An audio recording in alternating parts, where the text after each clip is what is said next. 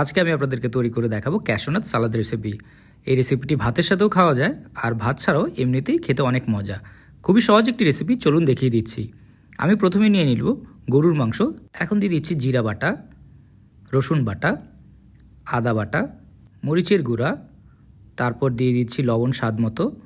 এরপর একটি ডিমের অর্ধেক অংশ আমি এর উপরে দিয়ে দিলাম সয়া সস। এখন দিয়ে দিব কর্নফ্লাওয়ার।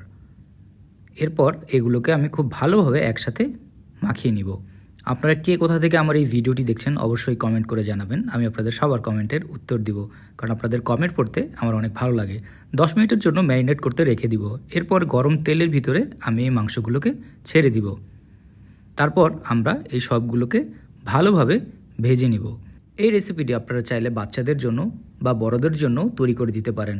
এই রেসিপিটি বাচ্চা বড় সবাই খেতে অনেক পছন্দ করে। তো এক পাশ ভাজা হয়ে গেছে, তো সবগুলোকে আমরা চামচের সাহায্যে উল্টে দিয়ে আমরা গোল্ডেন ব্রাউন হওয়া পর্যন্ত ভেজে নেব। যখন রং চলে আসবে তখন আমরা এগুলোকে তুলে ফেলব। তোলার আগে অবশ্যই সামান্য তেলগুলো ঝেড়ে নিতে হবে, কারণ যেহেতু আমরা ডোবা তেলে এগুলোকে ভেজেছি। এগুলোকে তুলে আমরা এক পাশে ঠান্ডা হওয়ার জন্য রেখে দেব। এরপর ফ্রাই প্যানে নিয়ে নিব বাটার। বাটারটিকে আমরা গলিয়ে নর্মাল করে নিব। বাটারটি যখন গলে যাবে তখন আমরা এর উপরে দিয়ে দিব সাদা তিল।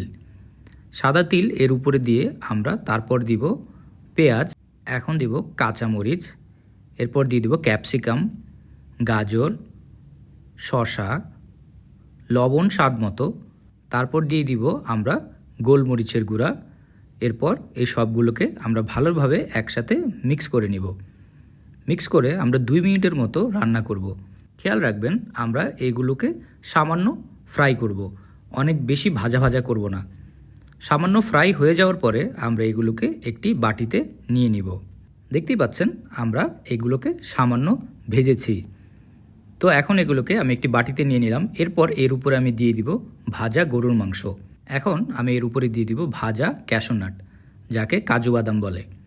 এরপর দিয়ে দিয়েছি টমেটো সস, তারপর দিয়ে দিব সামান্য চিলি সস। সস দিলে খুব ভালো লাগে। এরপর এর উপরে আমি দিয়ে দিব সামান্য লেবুর রস। ভালোভাবে লেবুর রস দিলে একটু টক টক লাগবে, ভাল লাগবে খেতে।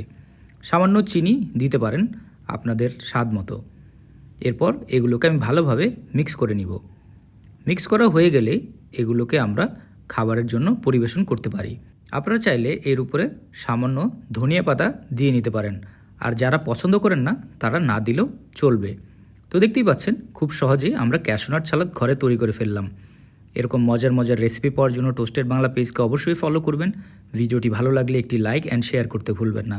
সবাই ভালো থাকবেন, সুস্থ থাকবেন, আর মজাদার খাবার ঘরে তৈরি করে খাবেন।